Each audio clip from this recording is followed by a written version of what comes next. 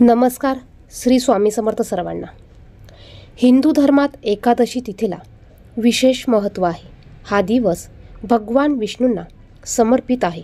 वैशाख महिन्यात येणाऱ्या एकादशीला वरुथिनी एकादशी म्हणतात. हे व्रत इतर व्रतांच्या तुलनेत फार कठीण असते. हे कठीण व्रत करणाऱ्या भक्तांना सुख शांती लाभते. असे म्हटले जाते की या दिवशी याशिवाय देवी लक्ष्मी प्रसन्न होते. यावर्षी ही एकादशी शनिवारी 4 मे 2024 रोजी साजरी केली जाणार आहे. त्याचबरोबर या शुभ तिथीला तुळशीचे काही उपाय केल्यास अनेक संकटांपासून मुक्ती मिळते. याविषयीची माहिती आपण या व्हिडिओमध्ये बघणार आहोत. त्यापूर्वी तुम्ही जर का चॅनलवर नवीन असाल तर असेच माहितीचे व्हिडिओ बघण्यासाठी चॅनलला सबस्क्राईब करा आणि बाजूच्या बेल आयकॉनला प्रेस करा.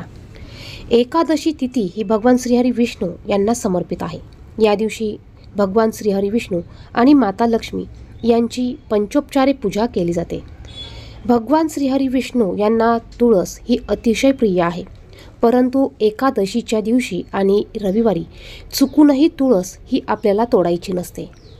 तुम्ही तुळस ही आदल्या दिवशी तोडून ठेवू शकतात. एकादशी तिथीला तुळशीसह ही कामं आपण करायची आहे.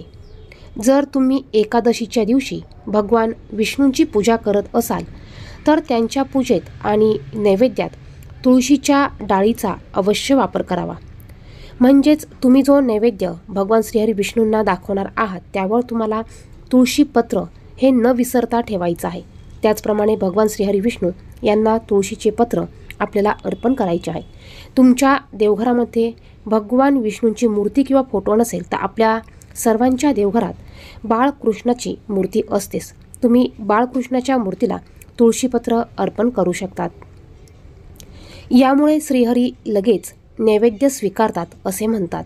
तसेच जीवनातील सर्व अडचणींपासून मुक्ती मिळते.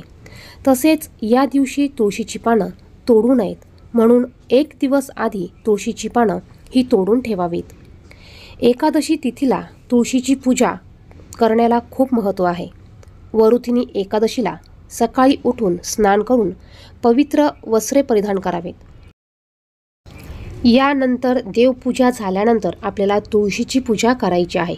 एकादशीला तुळशीला जल अर्पण करत नाही. आपण चुकूनही एकादशी आणि रविवारी तुळशीला जल अर्पण करायचं नाही आहे. कारण एकादशीच्या दिवशी माता लक्ष्मीचं म्हणजेच तुळशीचं देखील हे निर्जला व्रत असतं. या दिवशी आपण तुळशीसमोर एक तुपाचा दिवा लावायचा आहे. तुळशीला हळदी कुंकू अक्षदा फूल अर्पण आपण करू शकतो. अगरबत्ती धूप दीप आपण लावू शकतो. त्यानंतर देवीच्या वैदिक मंत्राचा आपण जप करायचा आहे. शेवटी भक्तिभावाने तुम्ही आरती करू शकतात. ह्या उपायाने घरातील आर्थिक संकट दूर होते. एकादशीच्या दिवशी घरात तुळशीचे पाणी शिंपडावे. वरुथिनी एकादशीला गंगा जलात तुळशीची पाने टाकावीत. यानंतर भगवान विष्णूंना अर्पण करावीत. मग हे पाणी घरभर शिंपडावे. हा उपाय केल्याने घरातील सर्व नकारात्मक ऊर्जा दूर होते. तसेच घरात सकारात्मक ऊर्जा संचारते.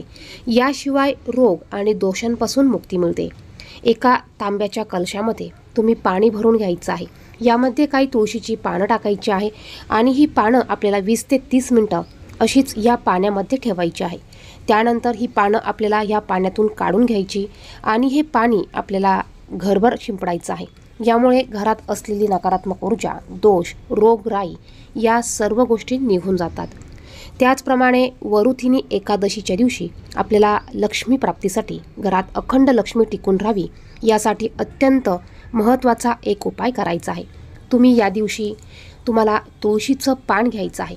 मग 1 पान घ्या 5 पान घ्या किंवा 11 पानं तुम्ही घेऊ शकतात.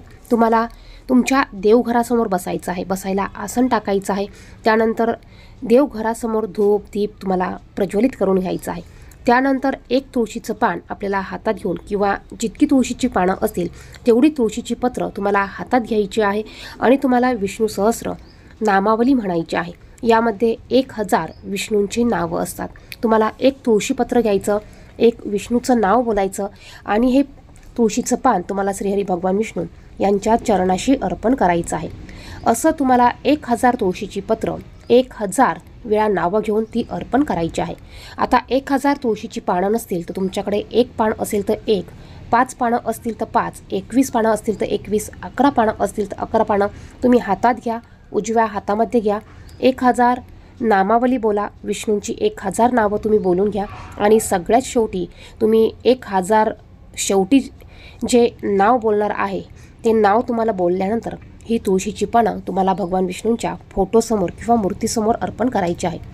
आता भगवान विष्णूंचा फोटो किंवा मूर्ती नसेल तर आपल्या देवघरात बाळकृष्णाची मूर्ती असतेच। आपण बाळकृष्णाच्या मूर्तीला ही पानं अर्पण करायची आहे आणि तुमची जीही काही कठीणातील कठीण इच्छा असेल किंवा अडचण असेल ती तुम्हाला सांगायची आहे आणि ती पूर्ण होते अशी प्रार्थना करायची आहे। आता तुमची इच्छा किंवा तुमची अडलेली नडलेली गोष्ट किंवा अगदी कठीणातील कठीण इच्छा असेल ती पूर्ण होत नसेल, अशी इच्छा तुम्ही सुरुवातीला पण बोलू शकतात आणि ती इच्छा पूर्ण होते अशी प्रार्थना करू शकतात आणि त्यानंतर तुम्ही हा उपाय करू शकतात। ह्या उपायाने तुमची कठीणातील कठीण इच्छा ही 100% पूर्ण होते। फक्त हा उपाय करताना तुम्हाला पूर्ण श्रद्धेने पूर्ण भक्तिभावाने हा करायचा आहे। व्हिडिओमध्ये सांगितलेली माहिती आवडली, महत्त्वपूर्ण वाटली तर व्हिडिओला लाईक करा, कमेंट बॉक्समध्ये श्री स्वामी समर्थ नक्की लिहा। धन्यवाद। श्री स्वामी समर्थ।